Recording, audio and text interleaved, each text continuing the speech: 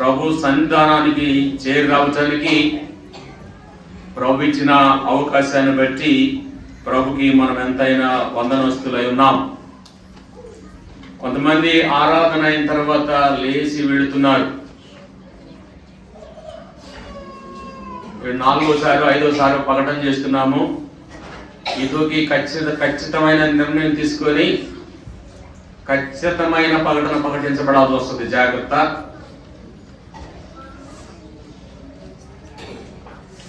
ఏదో వచ్చి ఆ రొట్టె తిని ఆ పాత్ర తగిలిపోయి ఆ కానుక లేచిపోతే ప్రయోజనం ఏమీ లేదు.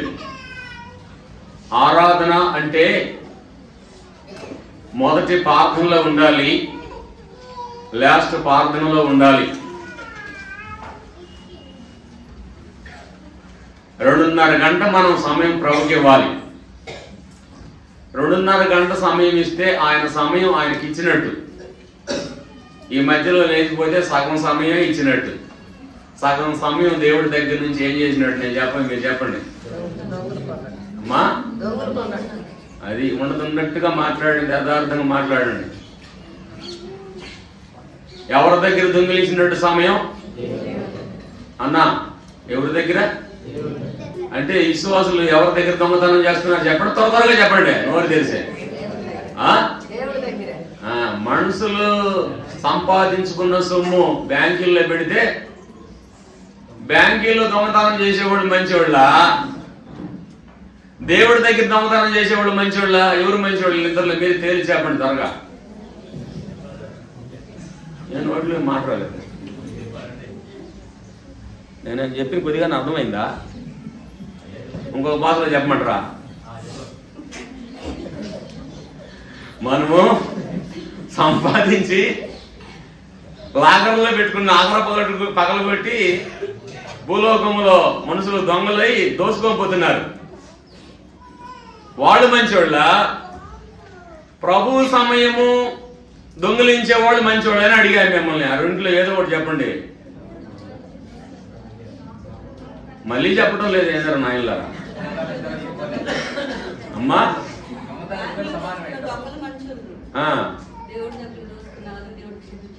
క్షమిస్తుడా? క్షమించడు దేవుడు వాళ్ళని. అది ఇప్పుడు వచ్చారు వీటికి. వాళ్ళు క్షమిస్తుడు ఒప్పుకుంటే వీళ్ళు మాత్రము క్షమించడు. ఎందుకంటే నీ కొరకు నేను ప్రాణం పెట్టా, సిలువ ఎక్కి నడునెత్తి మొదలుకొని అరికాల వరకు దెబ్బలు తిన్నా. నా నరాలు చిన్న చిన్న నరాలన్నీ తెగిపోయి రక్తం కారింది. గుండె చేల్చబడి రక్తం కారింది. పరలోకంలో సింహాసనం మీద తండ్రి రొమ్మున ఆనుకున్న నేను భూమి మీదకి దిగి వచ్చి సిలువ మాను మోసి మీ పాపాలన్నీ నా భుజాల మీద వేసుకొని మోసి సిలువ మాను మీద మీ అందరి కొరకు చనిపోలేదా? నా రక్తం కార్చలేదా? నా రక్తంతో నిన్ను కొనలేదా? నిన్ను కొనుక్కుంది దేనికి? నా సొత్తు నువ్వు. ఇది అపొస్తలుడైన పౌలు కొరింథీలో ఉన్న సంఘానికి చెబుతున్నాడు. ఇలువ పెట్టి కొనబడిన వారు ఎవరు? వీళ్ళు చెప్పండి. ఇలువ పెట్టి కొనబడిన వారు ఎవరు? విశ్వాసులు. ఎవరిని కొన్నాడు అంటే మనల్ని కొన్నాడు యేసయ్య. మన సొత్తు కాదు. మనం ఎవరి సొత్తు ఇప్పుడు చెప్పండి? దేవుని సొత్తు. దేవుని సొత్తు మనమైతే మనం ఆయన చెప్పినట్టు వినాలి. ఎవరు చెప్పినట్టు వినాలి? ఈ వస్తువు మనం కొనుక్కున్నాం కదండి, మనం వేసుకుంటే దీన్ని వేసుకుంటాం, ఇది కాకపోతే ఇంకోటి వేసుకుంటాం. ఎందుకు మారుస్తున్నాం? మనం కొనుక్కున్నాం గనక. కానీ మనము ఆయన కొన్నాడు కదా, ఆయన సొత్తు మనం కదా. మనం ఆయన సొత్తు అయితే ఆయన చెప్పిన మాట మనం ఏం చేయాలి? వినాలి. దయచేసి క్షమించండి. ప్రేమతో విన్నపాలు మీకు వినిపిస్తున్నాను. మంచి కొరకే, క్షేమం కొరకే, దీవెన కొరకే, ఆశీర్వాద కొరకే.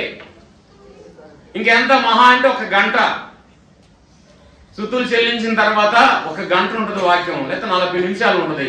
ఈ 40 నిమిషాలు ఇంటికి పోయి చేసేది ఏముంది? ఏం కాదు. మీకు ఎన్నోసార్లు చెబుతున్నా, మీకు అసలు ఏ పని కాదు. ఇంటికి పోతే మీరు అనుకుంటారు ఈ పని చేయాలి ఈ పని చేయాలని, ఆడకు పోయేలకి ఏ పని దేవుడు చేయనివ్వడు. దానివల్ల ప్రయోజనం లేదు. అందువల్ల దేవుని సన్నిధికి వచ్చేవారు ఖచ్చితంగా రావాలి, ఖచ్చితంగా దేవుని సమయం దేవునికి ఇవ్వాలి. ఇంకొక మాట కూడా అనేక సార్లు చెబుతూ ఉన్నాం. చాలా మంది యవనస్తులు రక్షించబడ్డారు కదా, మీ కొరకు యేసయ్య ప్రాణం పెట్టాడో లేదా ఒక మాట చెప్పండి. నాకు స్తుతులు చెల్లించలేని వాళ్ళు. అపోస్తుల కార్యం మీరు మీ బైబిల్ తీయండి. ఎవరెవరైతే స్తుతులు చెల్లించడం లేదో వాళ్ళందరూ మీ బైబిల్ తీయండి. అందరు తీయద్దు. ఈ పురుషులు యవనస్తులు ఎవరెవరైతే స్తుతులు చెల్లించలేదో బాప్తిజం పొందుకున్న తర్వాత వారందరూ మీ బైబిల్ తీయండి. నా బైబిల్ కాదు, మీ బైబిల్ తీయండి. ఇప్పుడు మీరు చదవండి, మీరే చదవండి, మీ నోటారు మీరు చదవండి. అపోస్తుల కార్యం 2వ అధ్యాయం 42 వచ్చి చదవండి. మీరే చదవాలి. ఎవరైతే స్తుతులు చెల్లించాలో వాళ్ళు చదవండి. చదవండి, అందరూ చదవండి, అందరూ ఒకసారి చదవండి. అందరూ చదువు వచ్చిన వాళ్ళే, ఎవరు బైబిల్ చదవని వాళ్ళు ఎవరు లేరు ఇక్కడ. ఏముంది అక్కడ 42వ వచనంలో?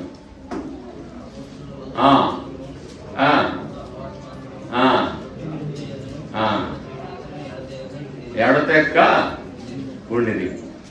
ఈ 4 బాప్తిజం తీసుకున్న వారు ఏం చేయాలి? ఎడతెక్క ఉండాలి. ఒక్క దాంట్లో మనం తప్పిపోయినా నష్టం మనకే, దేవునికి ఏం నష్టం లేదు. అర్థమవుతుంది మీకు? దేవునికి ఏమీ నష్టం లేదు, మనకే నష్టం. రక్షింపబడిన తర్వాత ఆయన సొత్తు అయిన మనము ఆయన ఆరాధించడానికి ఆయన బిడ్డలు కొన్నాడు. ఆయన మహిమపరచడానికి ఆయన కొనుక్కున్నాడు మనల్ని. మనం మన సొత్తు కాదు, మనం ఆయన సొత్తు. ఎందుకంటే మన ద్వారా ఆయన మహిమపడాలి. పరలోకములో ఉన్న దేవుడు, దేవదూతలు అనేవారు తొంగి చూస్తుంటారు కింద భూమి మీద. సొంగి చూస్తూ ఉంటే ఎవరైతే నన్ను ఆరాధిస్తున్నారో, ఎవరైతే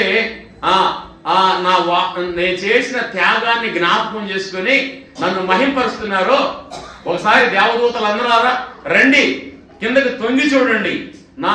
నేను రక్షించుకున్న నా కుమార్తె, నా కుమారుడు నన్ను చూడు ఎలాగ ఆరాధిస్తున్నారో, ఎలా ఘనపరుస్తున్నారో. ఈ ఘనత మీకుందా?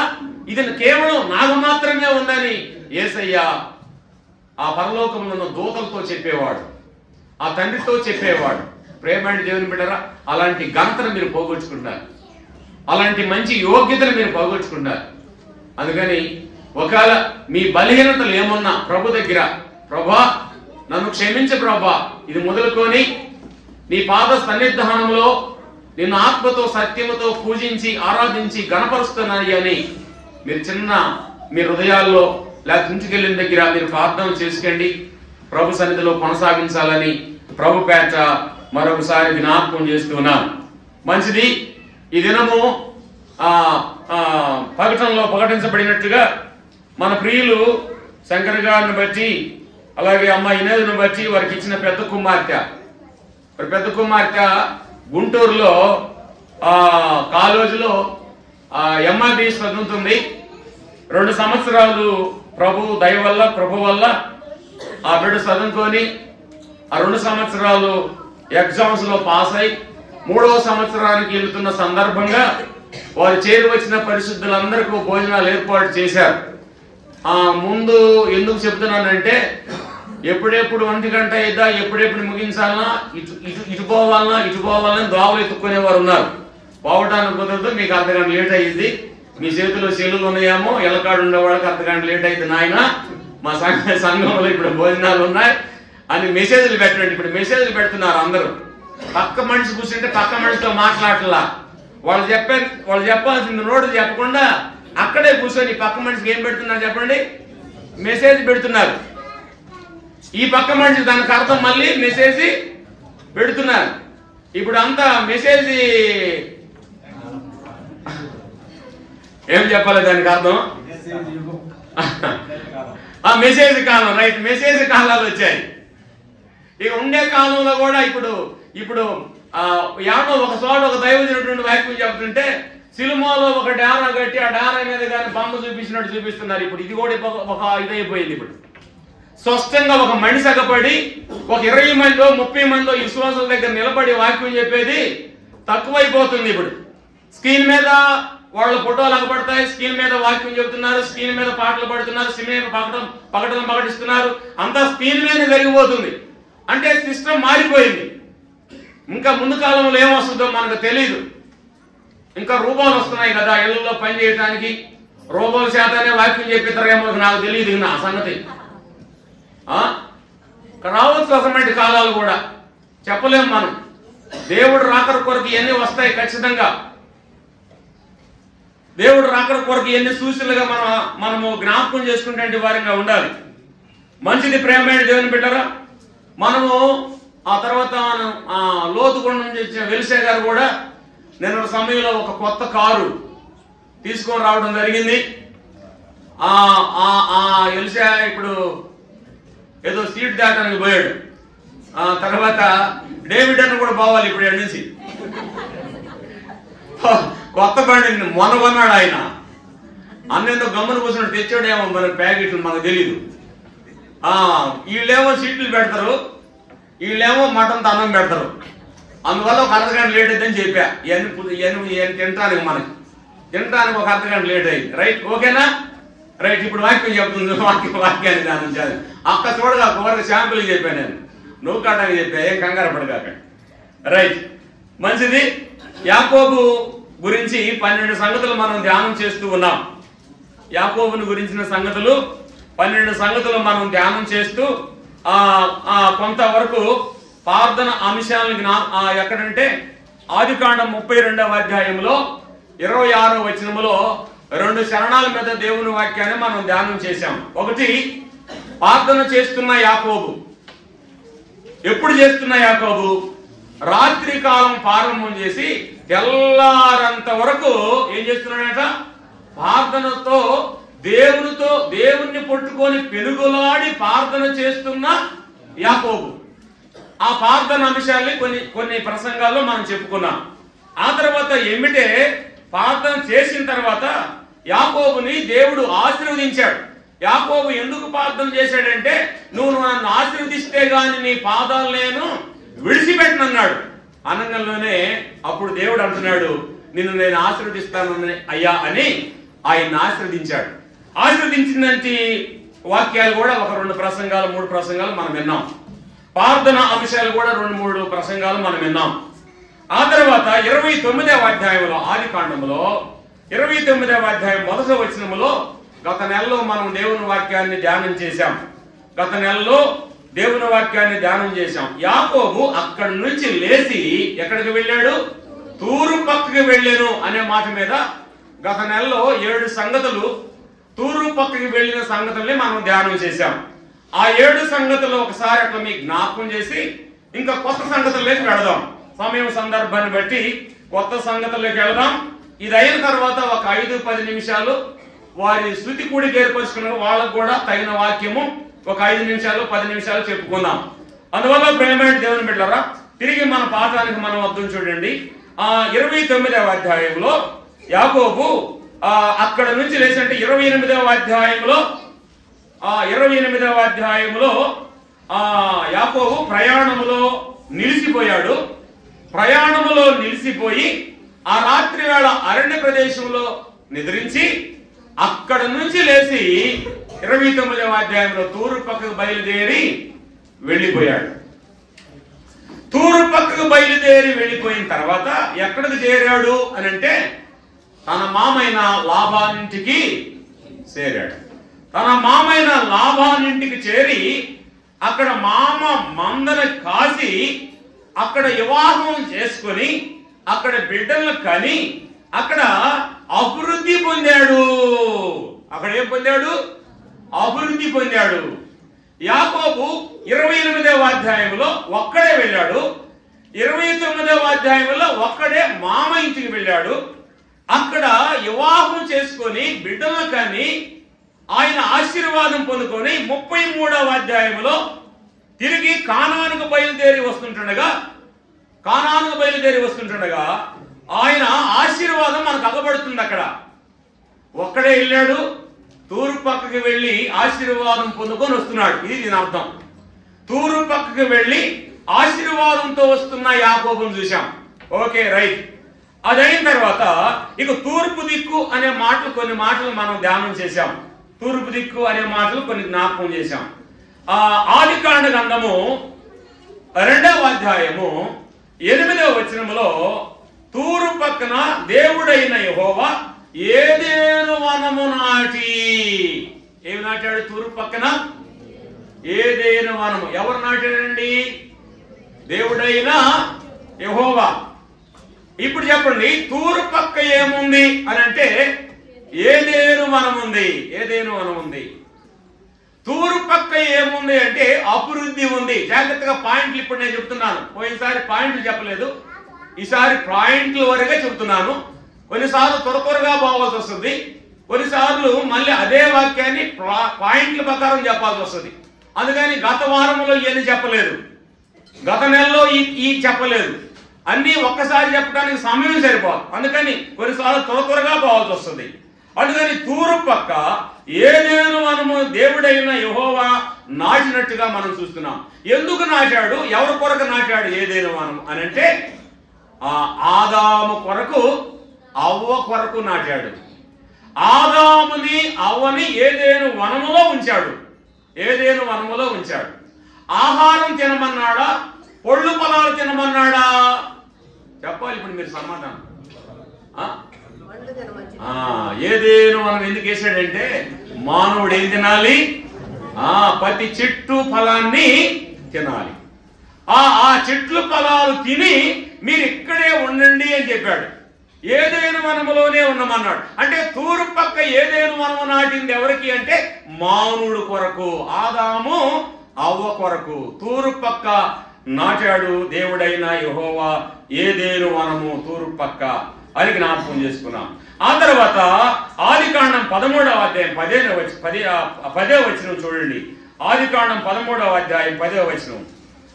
సొదొమ గొమొర్రా పట్టణం వైపు లోతు వెళ్ళినట్టుగా మనం చూడగలం. ఎవరు వెళ్ళారండి? లోతు. ఎందుకంటే అది కూడా సొదొమ గొమొర్రా పట్టణం ఎటుందంట? తూర్పు పక్క ఉంది. తూర్పు పక్క ఉంది. సొదొమ అనే పట్టణము తూర్పు పక్క ఉన్నట్టుగా మనం చూస్తున్నాం. అది లోతు కన్నులకు ఎలా కక్కబడిందంట ఇప్పుడు చెప్పండి. యెహోవా తోట వలె. రైట్ బాబు. యెహోవా తోట వలె ఉంది. యెహోవా తోట వలె ఉన్నట్టు యెహోవా తోటను చూశాడు. ఎవరు? కనులెత్తి చూశాడు లోతు. ఎటు పోతావు లోతు అని అడిగాడు అబ్రహాం. ఆ చూడంగల్లోనే ఆ సొదొమ పట్టణము యెహోవా తోట వలె పచ్చగా అగపడగా నేను ఈ పక్కకి వెళ్తాను అన్నాడు. సరే నువ్వు ఆ పక్కకి వెళ్ళు, నేను ఈ కొండలు లోయలు అడవుల్లో నేను ఉంటానని ఆయన పంపించేశాడు. అంటే ఇప్పుడు సొదొమ పట్టణము గొమొర్రా అనే పట్టణం ఎటు సైడ్ ఉంది ఇప్పుడు చెప్పండి? తూర్పు పక్క ఉంది. అని మీరు హృదయాల్లో జాగ్రత్తగా మీరు హృదయాల్లో ఉంచుకుంటే ఏ సమయంలో ఎవరినైనా ఎదురు కావాల్సి వచ్చినప్పుడు టక్కన మీరు టకటకటకటగా చెప్పేయగలరు మీరు. అంటే విశ్వాసులు ఎదురు కావాల్సి వస్తుంది. కొన్నిసార్లు వాక్యం మీద ఎదురు కావాల్సి వస్తుంది. ఎక్కడున్న ఈ సంగతులు? సొదొమ గొమొర్రా పట్టణం ఎటు సైడ్ నుండి ఇప్పుడు మీరేం చెప్పాలి చెప్పండి? తూర్పు పక్క ఉంది. ఏదెను వనం ఇటు పక్క ఉందంటే ఏం చెప్తారు చెప్పండి? అభివృద్ధి ఇటు పక్క ఉందంటే ఏమని చెప్పాలి? తూర్పు పక్క. అది అట్లా క్లియర్ గా అర్థం చేసుకోండి. మంచిది. అలాగైతే ప్రేమైన దేవుని బిడ్డరా, ఇప్పుడు చూద్దాం. చూడండి మత్తయి సువార్త 2వ అధ్యాయంలో, మత్తయి సువార్త 2వ అధ్యాయం 1వ వచనం మనం చూస్తే తూర్పు పక్క ఉన్న జ్ఞానులు, తూర్పు పక్క ఎవరున్నారు చెప్పండి? జ్ఞానులు ఉన్నారు. తూర్పు పక్క జ్ఞానులు ఉన్నారు. తూర్పు పక్క నక్షత్రం ఉంది. తూర్పు పక్క ఏముంది? తూర్పు పక్క నక్షత్రం ఏం చేసిందంటే తూర్పు పక్క ఉన్న జ్ఞానులకి త్రోవ చూపించింది. ఎక్కడికి రావడానికి త్రోవ చూపించింది? ఎక్కడైతే బెత్లెహేములో యేసుక్రీస్తు ప్రభు వారు పుట్టాడో ఆ పుట్టిన స్థలానికి ఆ జ్ఞానవంతులు తీసుకొచ్చింది నక్షత్రము. ఇప్పుడు ఎన్ని చెప్పాను మీకు? ఇప్పుడు త్వరగా చెప్పండి. తూర్పు పక్క ఏముంది? అభివృద్ధి. ఏంది నిద్ర వస్తుందా? తూర్పు పక్క ఏమని చెప్పండి. నేను ఒకటి చెప్తున్నా. తూర్పు పక్క ఏముంది? అభివృద్ధి. రెండేది తూర్పు పక్క ఏముంది? ఏదేను తోట.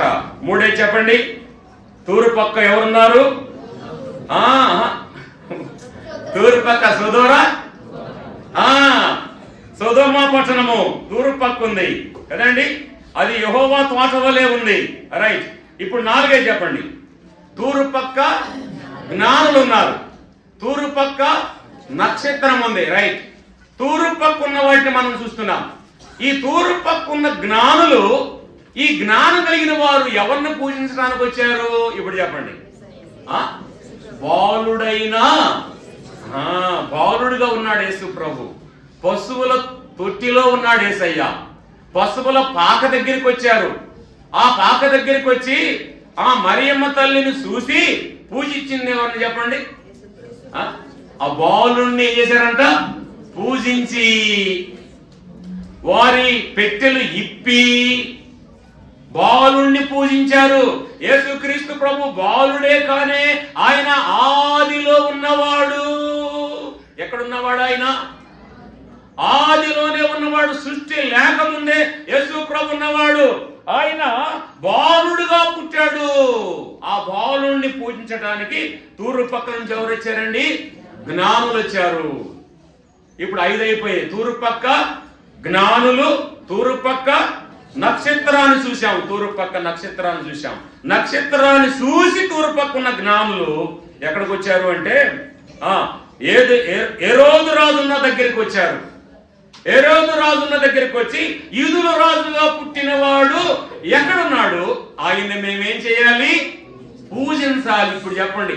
జ్ఞానులు అనేవారు యేసయ్యను నమ్ముకోవాలి. జ్ఞానులైన వారు యేసయ్యను పూజించాలి. జ్ఞానులైన వారు ఆయన సన్నిధానానికి రావాలి. జ్ఞానులైన వారు ఆయన దగ్గర సాగిలపడాలి. జ్ఞానులైన వారు ఆయనకు నమస్కారము చేయాలి. ఎందుకో తెలుసా? ఆయన సృష్టికర్త. ఆయన ఆది అంతమున్నవాడు. ఆయన ఒకప్పుడుండి ఒకప్పుడు లేనివాడు కాదు. మనం ఒకప్పుడు ఉంటాం, ఒకప్పుడు మనం ఉండేవారిని కాదు. అలాగైతే ప్రేమైన దేవుని బిడ్డరా, జ్ఞానులు వచ్చి ఆ చిన్న బాలుణ్ణి పూజిస్తున్నట్టుగా మనం చూస్తున్నాం. జ్ఞానం కలిగిన వారు ఎవరి దగ్గరికి రావాలి? యేసయ్య దగ్గరికి రావాలి. ఎవరికైతే జ్ఞానం ఉందో ఆ జ్ఞానం కలిగిన వారు యేసయ్యను పూజించడానికి యేసయ్య దగ్గరికి రావాలని దేవుని వాక్యం ద్వారా మనం జ్ఞాపకం చేసుకుంటున్నాం. ఇప్పుడు చదువుందని చూడండి బైబిల్ గ్రంథంలో సంఖ్యాకాండం. ఇంకోటి కూడా మీకు చెప్పాను, దానియేలు గ్రంథం కిటికీలని 7 కూడా చెప్పి ముగించాను అనుకుంటాను. సరే, దానియేలు గ్రంథంలో 6వ అధ్యాయం 10వ వచనంలో తన క్రమం ప్రకారం, దానియేలు క్రమం ప్రకారము ముమ్మారు ఆయన ప్రార్థన చేసే అలవాటు ఉంటుండగా ఆయన మేడగది ఎక్కి, ఆయన ముద్ది మీదకి ఎక్కి తూర్పు పక్క ఉన్నంటి కిటికీలు తెరిచి తూర్పు పక్క యెరూషలేము మందిరం ఉంటుండగా అటు కూర్చొని ఆయన ఏం చేస్తున్నాడు? ప్రార్థన చేస్తున్న వాడిగా మనం చూస్తున్నాం. తను ఎలాంటి పరిస్థితుల్లో ఉన్నాడు దానియేలు అంటే, ఆ రాజు ఏం చెప్పాడంటే, ఏ దేవతకి ఏ దేవుడికి మీరు నమస్కారం చేయొద్దు, ప్రార్థన చేయొద్దు అంటే, రాజు శాసనం చేస్తే శాసనం చేసినా పర్వాలేదు, నన్ను వేసుకుపోయి సింహము దగ్గర పడవేసినా పర్వాలేదు, నేను చనిపోయినా పర్వాలేదు, నా దేవునికి యథాయిదిగా నేనేం చేస్తాను? ముమ్మారు ప్రార్థన చేస్తాను. అమ్మా, ఎటు ఆయన మోకాళ్ళ నుండి ప్రార్థన చేస్తున్నాడంటే తూర్పు పక్కకి మోకాళ్ళ నుండి ప్రార్థన చేస్తున్నాడు. తూర్పు దిక్కు గురించి మనం ధ్యానం చేస్తున్నాం. తూర్పు దిక్కు గురించి. అలాగైతే దానియేలు ముమ్మారు ఎలాంటి కఠినమైన నిర్ణయాలు ఉన్నా పర్వాలేదు కానీ తన దేవుణ్ణి విడిచిపెట్టిన వాడు కాదు, ప్రార్థన విడిచిపెట్టిన వాడు కాదు. ఇప్పుడు చెప్పండి, ఉపవాస ప్రార్థన అని ప్రకటన చేశాం. ఎప్పుడు? ఏ శనివారము? రేపు వచ్చే శనివారం. ఎంతమంది వస్తారు చెప్పండి? వచ్చే వాళ్ళందరూ చేతులు ఎత్తండి ఒకసారి. ఇటు చూస్తుంటారు. ఎవరు ఎత్తలేదు? ప్రార్థన అంటే ఇష్టం లేదా?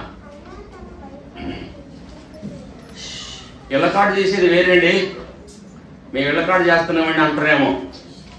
ఒకవేళ ఆరాధనకు రాకుండా టీవీల్లో కూర్చొని నీ కాడికి మంచి మంచి బోధకులు చెప్తుండ్రా నా వాక్యం, వాళ్ళ వాక్యం ఏంటే పర్వాలేదండి అనుకునే వాళ్ళు రేమో.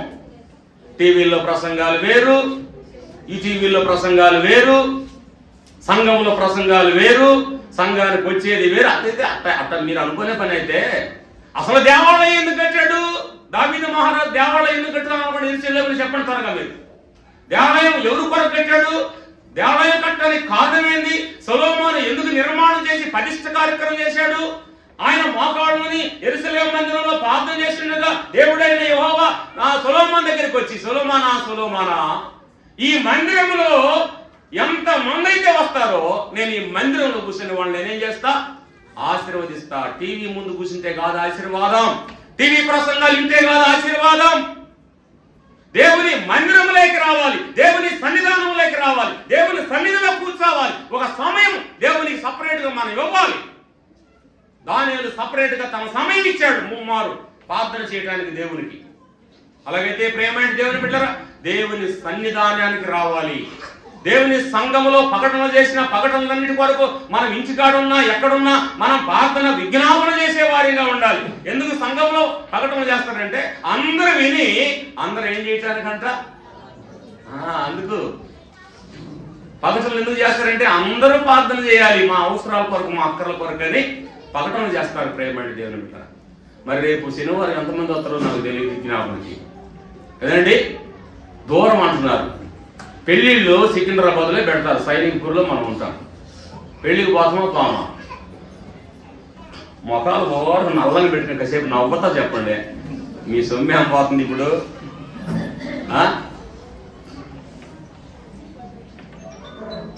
పెళ్లిళ్ళు దూరం ఇక్కడ నుంచి ఎక్కడికి పెడతారు తెలుసా? జులుసు నగర్ అంటారు, లేకపోతే వనస్థాపురం అంటారు. వెళ్తామా పెళ్లికి? వాన వచ్చిందండి, వెళ్తామా? వాన వచ్చినా అప్పుడేమో కారులు డబ్బులు పెడతాం, ఆటోలకు డబ్బులు పెడతాం. ఏమండి తడిసినా సరే ఏం చేయాలి చెప్పండి? పెళ్లికి పోవాలి. పెళ్లికి పోతే ఏమో పొంచుకుపోయింది ఆడ. ఎవరు పడతారండి పెళ్లికి పోకపోతే? కాకపోతే వాళ్ళు మన పెళ్లికి రారు, అంతే కదా జరిగేది. ఏముంటుంది ఆడ? అంతేనా? మనం బాగపోతే వాళ్ళు రారు, అంతే కదా. మనకు ఏసై ఉండదు కదా, ఏసై ఉన్నాడు కదా. మనం ఏసై దగ్గర కొంత ధనం ఖర్చు పెట్టాలి, కొంత సమయము ఏసై దగ్గర గడపాలి. అంటే ఉద్యోగాలు చేసుకునే టీచర్స్ వాళ్ళు వీళ్ళు ఉద్యోగాలు చేసుకునే వాళ్ళకి సెలవులు ఎవరు వాళ్ళ గురించి నేను మాట్లాడలా. అంటే అవసరత ఖాళీగా ఉన్న వాళ్ళు ఇళ్ళకాడు ఎందుకుంటాం? దేవుని మందిరంలో గడపండి, దేవుని సన్నిధిలో గడపండి. ఇప్పుడు డాక్టర్లు ఉన్నారు, గవర్నమెంట్ జాబ్ చేసే వాళ్ళు ఉన్నారు, వాళ్ళు కుదరదు పాపం, వాళ్ళు ఖచ్చితంగా వెళ్ళాలి, వాళ్ళ ఒక ప్రాణాన్ని రక్షించాలి. వాళ్ళు ఇక్కడ ఉంటే కుదరదు. వాళ్ళు కూడా సమయం సందర్భాన్ని బట్టి వారు పనులు చూసుకుని వారు కూడా వచ్చి దేవుని సన్నిధిలో ఉండొచ్చు, తప్పలేదు. అలాగైతే ఉపవాస ప్రార్థన అంటే ఎంతమంది వస్తాం? విజ్ఞాపన ప్రార్థన అంటే ఎంతమంది వస్తాం? ఆరాధన అంటే ఎంతమంది వస్తాం? త్వరగా చెప్పండి. నేను అడిగినట్టు ఏటికి మీలో నుంచి సమాధానం రావట్లా, అది నా బాధ.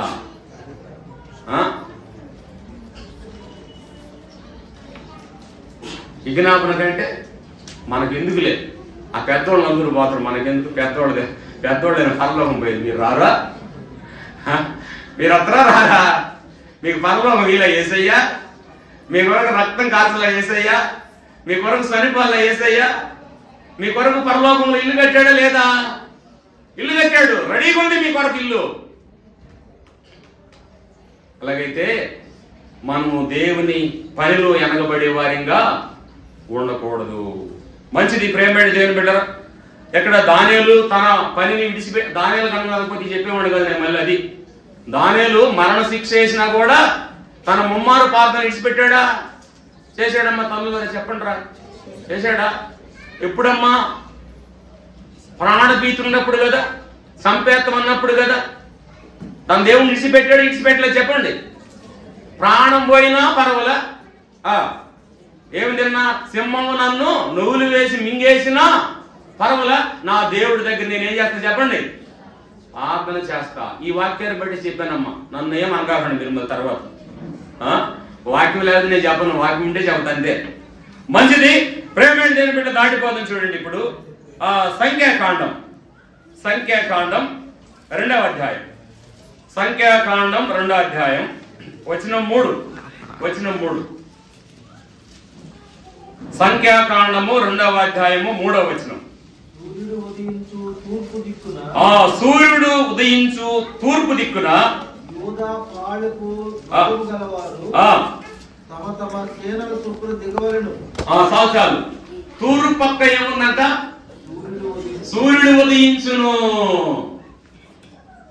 తూర్పు పక్క సూర్యుడు ఉదయిస్తాడు. అదే మనకు గుర్తు. తూర్పు అని మనం మొదటగా ఎటు చెప్తామంటే సూర్యుడు పొడిసే దాన్ని బట్టి ఏం చెప్తాం చెప్పండి? ఇటు తూర్పు. ఒకవేళ తూర్పు నుంచి సూర్యుడు పుట్టలేదు అనుకోండి, దిక్కులు మనకు తెలుస్తాయా? ఏమంటే దిక్కులు తెలుస్తాయా? తూర్పు, పరమట, ఉత్తరం, దక్షిణం తెలిసిద్దా? తెలవదండి. అంటే తూర్పున దేవుడు సూర్యుడిని ఉదయింప చేస్తున్నట్టుగా మనం చూస్తున్నాం. తూర్పు పక్క సూర్యుడు ఉన్నట్టుగా సంఖ్యాకాండంలో మనం చూడగలుగుతున్నాం. ఇప్పుడు రండి సామెతల గ్రంథానికి రండి. సామెతల గ్రంథము 18వ అధ్యాయం. సామెతల గ్రంథము 18వ అధ్యాయము వచనం 24. బహుమంది చెలికాండ్రు గలవాడు నష్టపడును, సహోదరుని కంటేను ఎక్కువ హత్యయుడు స్నేహితుడు కలడు. Okay, right. మళ్ళీ చదువు చూడండి ఆ వచనము. బహుమంది సిలికాండ్లు కలవాడు నష్టపడును, సహోదరుని కంటేను ఎక్కువగా హత్యయుడు. అత్తి ఉండి అంటే దాని అర్థం ఏంటయ్యా? అత్తుకున్నాడు. రైట్. అది సహోదరునితో అత్తుకొని ఉంటాము, స్నేహితుడు కలడు. అంటే దేవునితో మనం అత్తుకొని ఉండేవారిగా ఉండాలి. దానియేలు అత్తుకున్నట్టుగా ఒక స్నేహితుడు అత్తుకొని ఉండాలి. అంటే ఎత్తుకొని ఉండమంటే ఎప్పుడు ఉంటామంటే దేవునితో మనం ఉన్నప్పుడు దేవునితో అత్తుకొని ఉంటాము. సహోదరుతో కూడా మనం ఉంటాం. చెప్పండి, అత్తుకొని ఉంటాము. దేవుడితో ఎక్కువగా ప్రార్థనలు లేకపోతే, దేవుని సన్నిధిలో గడపకపోతే ఇలాగ ఉండలేము మనం. అలాగైతే ప్రేమైన దేవుని పెట్టారా ఓరకట్ట ఒక మాట దాన్ని మనం అర్థం చేసుకోవడానికి చెప్పుకున్నాం. ఇప్పుడు రండి ఏబు గ్రంథానికి రండి. ఏబు గ్రంథము మొదటి అధ్యాయం మొదటి శరణం.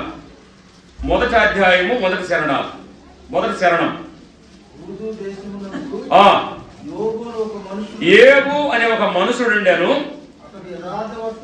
అతడు యథార్థమంతుడును న్యాయవంతుడై దేవుని యందు భయభక్తులు కలిగి చెడుతను విసర్జించిన వాడై కుమారులను కలిగిరి. వంచెలను ఎడ్లను ఆడగాడిదలను కలిగి బహుమంది పనివారును ఆస్తిగా నుండెను కనుక తూర్పు దిక్కు జనులందరూ అతడే గొప్పవాడు. తూర్పు పక్క ఎవరున్నారు చెప్పండి? ఏబున్నాడండి.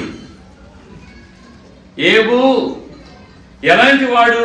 తూర్పు దిక్కునున్నాడంటే ఒక భక్తిపరుడున్నాడు. ఒక భక్తి కలిగిన వాడున్నాడు. రెండేది దేవుని యందు భయము కలిగిన వాడున్నాడు. తూర్పు పక్క ఒక భక్తిపరుడున్నాడు, దేవుని యందు భయము కలిగిన వాడున్నాడు. అంతేకాదు చెడుని అసంగించుకున్న వాడున్నాడు. అంతేకాదు దేవుని యందు ఎల్లప్పుడూ ఏం చేసేవాడట? అరుణోదయమున లేచి ఏం చేసేవాడు? ప్రార్థన పరుడు ఉన్నాడు తూర్పు పక్క. అంతేకాదు ఆస్తిపరుడున్నాడు తూర్పు పక్క. ఎవరున్నారు చెప్పండి? ఆస్తిపరుడు. ఏబు బహు ఆస్తిపరుడు. ఏమున్నాయంట? పశువులు ఉన్నాయి, పిల్లలు ఉన్నారు. దేంట్లో పదవలేదు ఆయనకి, అసలు దేంట్లో తక్కువ లేదు ఆయనకి. బహు 10 మంది పనివారు ఉన్నారు, పశువులు ఉన్నాయి. కానీ తూర్పు పక్క ఏబు ఉన్నట్టుగా మనం చూస్తున్నాం. తూర్పు పక్క ఎవరున్నారండి?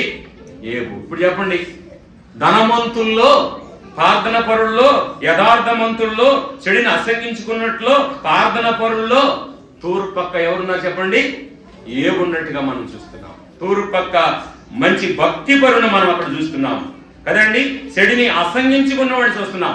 దేవుణ్ణి అత్తుకొనున్నాయని చూస్తున్నాం. దేవుణ్ణి అత్తుకున్నాడు. ఎవరు చెప్పండి? ఏవు. ఎందుకు ఈ మాట నేను చెప్తున్నానంటే అత్తుకున్నాడని, ఆయన ఆస్తి అంతా పోయింది ఒకసారి. ఏం పోయిందండి? మామూలుగా ఆస్తి ఎట్టపోద్దంటే కొంచెం కొంచెం కొంచెం కొంచెం కొంచెం కొంచెం కొంచెం పోతున్నాడు ఆస్తి పోయేవాళ్ళకి. ఎవరికైనా మీరు గుర్తించండి, దేశం మీద అంతా ఒక్కసారి పోదు. ఆస్తి ఎప్పుడైనా పోవాలంటే కొంచెం కొంచెంగా కొంచెం కొంచెంగా కొంచెం కొంచెంగా పోతా ఉంది. ఏపుకి అట్ట జరగల. ఏపుకి అట్ట జరిగింది, ఒక్కరోజే ఆస్తి పోయింది, ఒక్కరోజే పశువులు చచ్చిపోయాయి, ఒక్కరోజే బిడ్డలు చచ్చిపోయారు, ఒక్కరోజే ఉన్నదంతా పూర్తిగా నిర్మూలమైపోయింది. ఒక్కరోజే ఈ ఆస్తి అంతా పోతే, ఈ బిడ్డలంతా పోతే ఏమి దేవుళ్ళే, ఏమి దేవుళ్ళే, ఏం ప్రార్థనలే, ఏమి యథార్థలే అనుకుంటామో అనుకోమో చెప్పండి. అప్పుడప్పుడు చెప్పండి అమ్మ ఒక మాట. మనం అనుకుంటామో అనుకోమన్నా నేనంటే ఇంకేం అనలా. మనం అనుకుంటామో అనుకోమా, ఇంత ఆస్తి పోయిందే, 10 మంది పిల్లలు, అసలు ఏపు పిల్లలంట, 3 కుమార్తెలంట, అందగత్తెలంట. అక్కడ అందగత్తెలు కాదు కానీ ఇంకొక మాట చెప్పాలంటే సౌందర్యవంతులంట. ఆ 3 పిల్లలు ఎవరంటే చెప్పండి? సౌందర్యవంతులంట. సౌందర్యవంతులన్నా అందగత్తెలన్నా ఒకటేలండి. వరకు వాక్యం ఉంది కదా చెప్పుకుంటాం మనం కదండి. ఆ సౌందర్యవంతులు 3 కుమార్తెలు ఒక్కసారి చనిపోయారు. 7 కుమారులు ఒక్కసారి చనిపోయారు. ఒక్కసారి చనిపోతే ఆస్తి అంతా పోతే, పశువులని చనిపోతే, పని వాళ్ళందరూ చనిపోతే, ఉన్నదంతా పూర్తిగా పోయి భార్య భర్త ఇద్దరే మిగిలితే ఆ ఇద్దరు ఏమైనా ప్రార్థన చేయాలి? ఇప్పుడు చెప్పండి మీరు. ఏం చెప్పటం వల్ల నన్నే చెప్పమండి, నేను చెప్తా. యెహోవా ఇచ్చాను, యెహోవా ఇచ్చాను, యెహోవా తీసుకున్నాను, యెహోవా నామమునకే స్తుతి కలుగునుగాక, మహిమ కలుగునుగాక. ఒక భక్తి పరుడు చెబుతున్న మాట అండి ఇది. నేను అన్ని లేఖనాలు తీసి మీకు చెప్తా, తెలిసిన సంగతి కనుక వరకు అట్లా 2 మాటలు చెప్పుకుంటాను అంతే.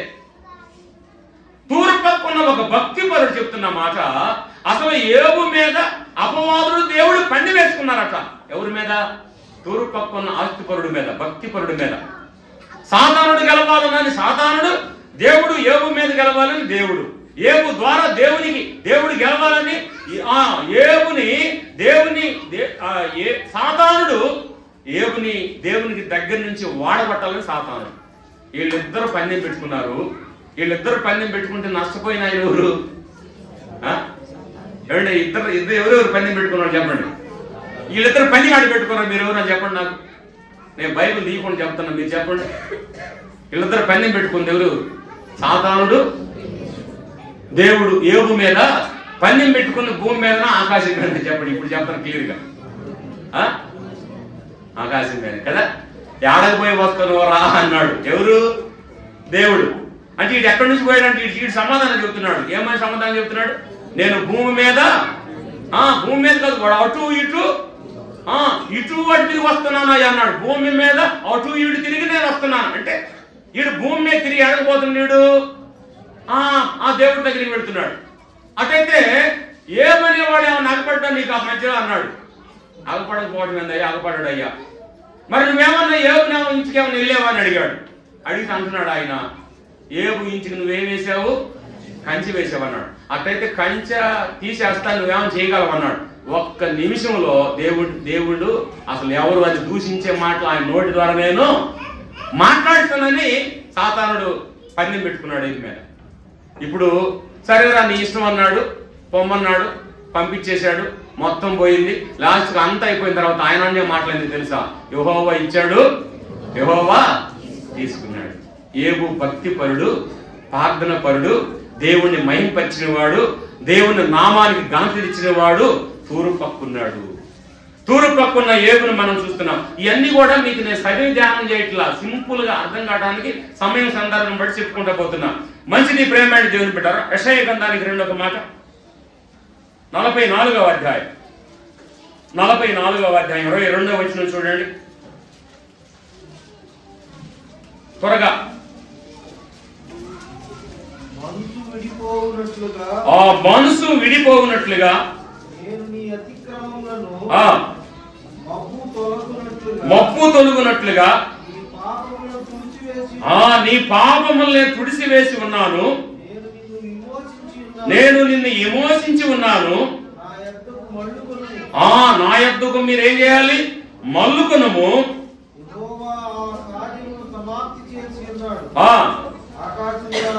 ఆకాశములారా ఉత్సాహధ్వని చేయుడి. భూమి అగాధ స్థలములారా ఆర్భాటము చేయుడి. పర్వతములారా అరణ్యమా, అందులోని ప్రతి వృక్షమా. అబ్బా, సంగీత గానం మీరు చేయకపోతే నేను భూమితో సంగీత గానాలు చేయించుకుంటా, అరణ్య ప్రదేశంతో సంగీత గానాలు చేయించుకుంటా. చూడండి, మానవులైన ఆయన బిడ్డలైన మనము ఆయన గణపరచకపోతే, ఆయన సంకీర్తన పాడకపోతే, ఆయన మహిమపరచకపోతే, ఆయన ఆరాధించకపోతే, ఆయన స్తుతించకపోతే, ఆయన నామానికి మహిమ ఏమి తీసుకొచ్చినట్టు మనం తీసుకురాకపోతే భూమితో చేయించుకుంటాంట. ఆకాశంలో ఉన్న వాటితో, భూమి మీద ఉన్న వాటితో, అడవి ప్రదేశంలో ఉన్న చెట్లతో, శ్యామలతో దేవుడు ఏం చేసుకున్నాడంట? మహిమపరుచుకున్నాడు. చూడండి, దేవుడు చెబుతున్నా మాట్లాడండి. ప్రేమైన దేవుని బిడ్డరా, మనము దేవుణ్ణి మహిమపరిచే వారిగా యోగులాగా ఉండాలని దేవుని వాక్యం ద్వారా మనం జ్ఞాపకం చేసుకున్నాం. దాటిపోదాం. మొదటి రాజుల గ్రంథం 17వ అధ్యాయం. మొదటి రాజుల గ్రంథం 17వ అధ్యాయం.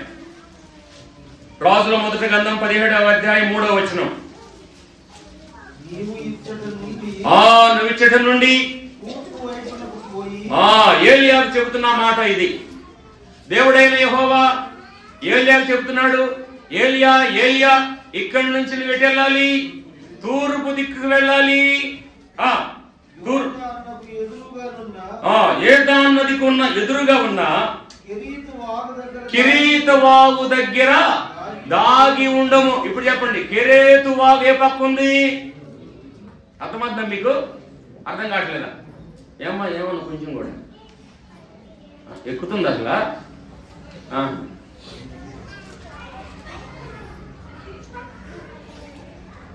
తూర్పు పక్క ఏమని చెప్పండి? కెరీతు వాగు. ఎటు బొమ్మన్నాడు ఏలియాని? ఎవరు బొమ్మన్నాడు ఏలియాని? దేవుడైనా యెహోవా తన భక్తుడు చెబుతున్న మాట. ఏలియా నువ్వు ఇక్కడి నుంచి ఎక్కడ వెళ్ళాలి? తూర్పు పక్కకి వెళ్ళవయ్యా. తూర్పు పక్క ఏముందంట? ఏది బాగుంది. అక్కడ నువ్వు కొంచెం కొన్ని దినాలు నిలబడి ఉండాలి. అక్కడ నీకు ఆహారం పంపిస్తా. ఇక్కడ నేను ఎవరి ద్వారా భయపడుతున్నాడు ఆయన? యెజబెలు ద్వారా భయపడుతున్నాడు ఆయన. పాపం యెజబెలు భయపడి నేను చచ్చిపోతానన్నాడు దేవుడి దగ్గర. ఒకసారి పిచ్చోడా ఆగు, నువ్వు భయపడి చనిపోవడం ఏందయ్యా? నేను పంపిస్తున్నా ఒక స్థలానికి నువ్వు వెళ్ళమన్నాడు. ఏమి ఆయన చెప్పిన మాట ప్రకారం, దేవుడు చెప్పిన ప్రకారం ఏలియా బయలుదేరి వెళ్ళిపోయాడు. ఎక్కడికి వెళ్ళిపోయాడు ఆయన? తూర్పు పక్కన్న కెరీతు వాగు దగ్గరికి వెళ్ళి అక్కడ కూర్చోవయ్య అన్నాడు. ఇంకేం చేయొద్దు, నువ్వేం చేయొద్దు, అక్కడ కూర్చో, నీ దాహం తీరుస్తా, నీ ఆకలి తీరుస్తా. అయ్యా, మన ఆకలి తీర్చేవాడు ఎవరు చెప్పండి? యేసయ్య. మన దప్పికి తీర్చేది ఎవరు చెప్పండి? యేసయ్య. ఎప్పుడు? యెహోవా చెప్పిన మాట, దేవుడు చెప్పిన మాట ఏలియా వినగా ఆ కెరీతు వాగు దగ్గరికి వెళ్ళి ఆ చెట్టు కింద కూసాగా ఆ వాగులో ఉన్న నీళ్లు తాగుతున్నాడు. కాకులతో ఆహారం పంపిస్తా ఉంటే రొట్టెలు చేపలు తిని బతుకుతున్నాడు. ఆ తర్వాత బతికాడా బతకలేదంటే ఒక సారేపతి కాడికి పంపించాడు. మళ్ళీ ఎక్కడికి పంపించాడు? సారేపతి కాడికి పంపించాడు. ఆమె కాడ ఏమన్నా ఉందా అంటే లేనామె దగ్గరికే పంపించాడు దేవుడు. ఎవరి దగ్గరికి పంపించాడండి? సేవకుడిని. కొన్నిసార్లు లేనోడి దగ్గరికి వస్తాడు సేవకుడు. జాగ్రత్త సుమా. సేవకుడు వచ్చినప్పుడు ఎప్పుడు మా ఇంటి దగ్గరికి ఎందుకు వచ్చామని అడగకండి. సేవకుడిని చేర్చుకండి. ఉన్న దాంట్లోనే ఏదో అంత పెట్టండి. అది సంగతి. ఉన్న దాంట్లోనే ఆమె ఏం చేసింది? ఉన్న దాంట్లోనే పెట్టిందా, లేని దాంట్లో పెట్టిందా? త్వరగా చెప్పండి మీరు. దాంట్లోనే కొంచెము అప్పము ఏమంటే ఆ ఇంటిలో ఏమైపోలేదట? నూనె అయిపోవాలా, పిండి అయిపోవాలా. ఎవరికి పెట్టడం ద్వారా? ఏమండి? దేవుని సేవకులకు పెట్టడం ద్వారా ఆ ఇల్లు అయిపోదు. సంఘములో కూడా విశ్వాసులకు మీరు ఎంత పెడితే అంత మీ ఇంట్లో తరుగే ఉండదు. విశ్వాసులు పెట్టాలి సంఘంలో. విశ్వాసులు మొదట, తర్వాత బంధువులు. ఇప్పుడు అట్ట కాదు, విశ్వాసులు అయినా కూడా మళ్ళీ బంధువులే. విశ్వాసులైనా మళ్ళీ బంధువులే. బంధువులు సపరేటు, విశ్వాసులు సపరేట్. విశ్వాసుల కంటే బంధువులు మిత్రులు కాదు. ఇప్పుడు ఎవరు ఇందాక చదువుకున్నాం, ఎక్కడ చదువుకున్నామండి? యెషయా గ్రంథంలో ఏం చదువుకున్నాము? నీ సహోదరుడు అత్తుకొండుము. ఇది ఈ మాట చెప్పడానికే ఆ వచ్చిన రావాల్సి వచ్చింది. అంటే సహోదరుడికి బంధువులు పెట్టద్దని కాదు. నేను మళ్ళీ ఆలోచన లేకపోకండి. విశ్వాసం తర్వాత బంధువులు. ఎందుకంటే వారు లోకంలో ప్రభు నమ్మని వారు, నమ్ముకున్న వాళ్ళైతే పర్వాలే, అందరూ ఒకటే. నమ్మని వారైతే, మన బంధువులు నమ్మని వారైతే వాళ్ళకి కాదు ఇంపార్టెంట్ ఇవ్వాల్సింది. ఎవరికి ఇవ్వాలి? ప్రభు బిడ్డలకి, దేవుని బిడ్డలకి. దేవుని బిడ్డలకి ఇవ్వటం ద్వారా ఆ ఇంటిలో నూనె అయిపోవాలా, ఆ ఇంటిలో పిండి అయిపోవాలా. ఎవరికి ఇస్తేనయ్యా? దేవుని. అంటే కొత్త నిబంధనలకు వచ్చిన అందరూ ఏమన్నాడు తెలుసు యేసయ్య? అందరూ నా శిశువులే, నా శిశురాళ్ళే అన్నాడు యేసయ్య. కొత్త నిబంధనలోకి వచ్చారు. మళ్ళీ సేవకులే కాదు, మళ్ళీ ఇక్కడ నా శిశురాళ్ళు, నా శిశువులు అన్నాడు యేసయ్య కొత్త నిబంధనలో. అందువల్ల ఆయన బిడ్డలకు పెడితే ఆయనకి పెట్టినట్టు. అమ్మా, ఎవరికి పెట్టినట్టు? దేవుని బిడ్డలకు పెడితే ఎవరికి పెట్టినట్టు? దేవునికి పెట్టినట్టు. అర్థమైందా మీకు? దేవుని బిడ్డలకు పెడితే మీకు కొదవ లేకుండా ఇచ్చేది ఎవరు చెప్పండి? దేవుడు. మంచిది. కెరేతు వాగు దగ్గర నిలిచి ఉండుము అన్నాడు. పోయాడా పోలేదా? ఏలియా పోయాడు. ఎవరు మాటని పోయాడు? దేవుని మాటని పోయాడు. పంపించిన వాడికి ఆకలే సంగతి తెలీదా? దాహమైన సంగతి తెలీదా? పంపిస్తున్నా పంపియడా? ఏమంటే చెప్పండి, పంపిస్తుందా పంపియడా? మనమైతే పంపిస్తాము, వాడవుతూ మనం ఇటు, మన ఉద్దేశం అడిగి వాడు తిన్నాడా తినలేదా అని మనకు తెలియదు. పొమ్మన్నా కదా పోయాడు, వాడినంతా వాడు పడుతుంది అంతే. కానీ దేవుడట అనేవాడు కాదు. దేవుడు పంపించిన వాడు తెలుసు. ప్రతిరోజు మనుషులతో పంపిస్తున్నామో అనుకున్నాడు ఏలి ఆహారం. ఆయన ఉద్దేశం అంటే నా దేవుడు పంపించాడు, మనుషులతో ఎవరి ద్వారా ఒకసారి ఆహారం పంపిస్తాడు అనుకున్నాడు. కానీ ఆయన దేవుడు మాత్రం ఎవరితో పంపించాడు? ఆకులతో పంపించాడు. ఆకలి తీర్చాడు ఏలియాని. ఆ నదిలో నీళ్ళు అయిపోయాయి. మళ్ళీ ఎవరిని పంపించాడు తెలుసా? ఒక ఎదవరాన్ని పంపించాడు. ఈమెతో పోయా అన్నాడు, అంతే పోయాడు. అక్కడ ఆ కుటుంబాన్ని సమృద్ధిగా చేశాడు ఏలియా గారు. మంచిది. ఏది కెరేతు వాగు ఎటు సైడ్ ఉందంట?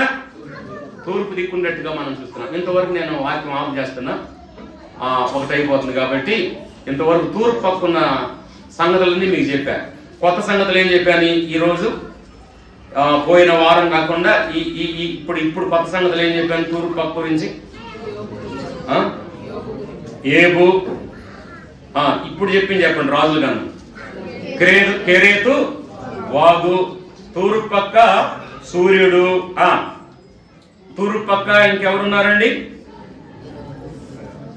జ్ఞానులు చెప్పాను గత వారంలో. అవి అయిపోయినాయి, 7 అయిపోయినాయి. తూర్పు పక్క నక్షత్రము ఎన్నో చెప్పుకున్నాము. కానీ ఇక్కడ కొత్తది ఇంకోటి యెషయా గ్రంథంలో మనం ఏం చెప్పామంటే మనం దేవుణ్ణి అత్తుకొని ఉండాలని చెప్పుకున్నాము. రెండో మాట ఏం చెప్పుకున్నాడంటే మనం కానీ దేవుణ్ణి మహిమపరచకపోతే అరణ్యానికి అప్పగిస్తాడంట, ఆకాశానికి అప్పగిస్తాడంట, భూమికి అప్పగిస్తాడంట, కొండలు లోయలు అన్నిటికీ సంగీత గానాలు చేయండి, నన్ను మహిమపరచండి అని దేవుడు వాటి ఆజ్ఞాపిస్తున్నట్టుగా మనం చూస్తున్నాం. అందుకని ఆయన నమ్మిన మనం మన దేవుణ్ణి ఏం చేయాలి? మహిమ పరచాలి అని ఒక 2 బిట్లు మాత్రం మన విశ్వాసుల గురించి 2 మాటలు మనం చెప్పుకున్నాం. ఇక మంచిది. యేసుకేలు గ్రంథం ఉంది. 47వ అధ్యాయంలో యేసుకేలు గ్రంథంలో కూడా గుమ్మం ఏ సైడ్ ఉంది, మందిరం ఏ సైడ్ ఉంది అనేది యేసుకేలు గ్రంథంలో ఉంది. ఆ సంగతుల జోలికి ఇప్పుడు నేను వెళ్ళటం లేదు. దేవుని చిత్తమైతే మరొకసారి ఆ తూర్పు దిక్కున్న వివరాలని ఇంకా కొన్ని సంగతులు మనం నేర్చుకుందాం. ఇప్పుడు ఒక కీర్తన పాడుకుందాం. 264వ కీర్తన. మీ కాడ పాటల బొక్కులు ఉంటే తీసి చూడండి. 264వ కీర్తన అందరికీ తెలిసిన కీర్తన. ఇది ఎందుకు నేను పాడుతున్నానంటే ఈ వాక్యాన్ని బట్టి ఈ కీర్తన పాడటానికి ఇష్టపడుతున్నాను. మాట్లాడే దేవుడవు నీవు, మాట్లాడని రాయివి చెట్టువు నీవు కావు, మాట్లాడని రాయివి చెట్టువు నీవు కావు, మాట్లాడే దేవుడవు నీవు. యేసయ్యా